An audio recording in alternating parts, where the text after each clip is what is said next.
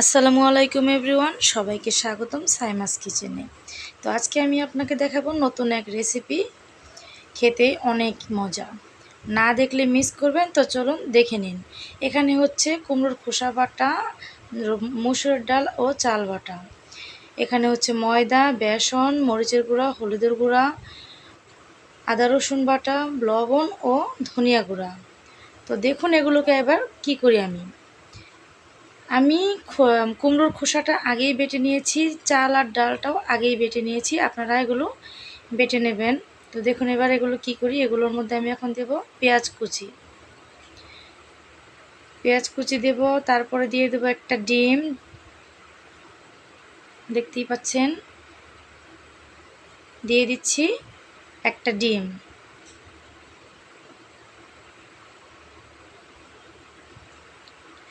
এখন এগুলোকে আমি ভালো করে মিক্স করব, হাতের সাহায্যে সুন্দর করে এগুলোকে আমি মিক্স করব।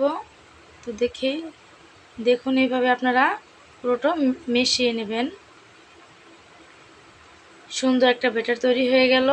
তো এর উপর দিয়ে দেবো আমি কালো জিরা, তারপরে আবার এটা ভালোভাবে মেখে নেব। এই যে দেখুন আমার ব্যাটারটা তৈরি হয়ে গেছে, দেখতেই পাচ্ছেন কত স্মুথ হয়েছে, অনেক সুন্দর হয়েছে। এখন আমি চুলার মধ্যে একটা প্যান বসিয়ে দেব, প্যানের মধ্যে দিয়ে দেব তেল। দেখতেই পাচ্ছেন আমি প্যান বসিয়ে দিয়েছি এবং তেলও দিয়ে দিয়েছি। এই তেলটা এখন গরম হলে তারপরে দিয়ে দেবো আস্তে আস্তে আমার ব্যাটারটা। দেখুন তেলটা গরম হয়ে গেছে, এখন দিয়ে দেব, হ্যাঁ এটা একটা বড়া শেপ করব। তো ছোট স্পুন দিয়ে আপনারা করতে পারেন, না হলে আপনারা হাত দিয়েও করতে পারেন, এটা আপনাদের ইচ্ছা। এভাবে একে একে সবগুলো বড়া আমি দিয়ে দেব। আবারও বলে দিই, এটা কুমড়োর খোসা দিয়ে বড়া বানানো হয়েছে, একটি ডিম দিয়ে, খেতে দুর্দান্ত স্বাদ। এই যে দেখুন সবগুলো বড়া আমি দিয়ে দিয়েছি। এটা এখন আস্তে আস্তে আমি উল্টিয়ে পাল্টিয়ে ভেজে নেব।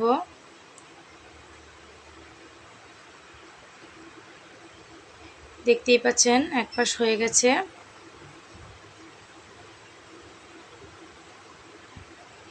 সবগুলো এভাবে আমরা উল্টিয়ে নেব।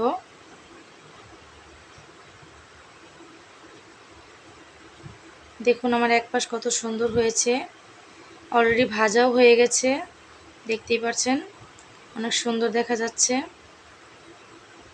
তো কুমড়োর খোসাটা আমরা যারা জানি তারা তো জানি, আর যারা না জানি আর ফেলবো না, এখন জেনে নেই কুমড়োর খোসা দিয়ে অনেক সুন্দরভাবে বড়া বানানো যায়।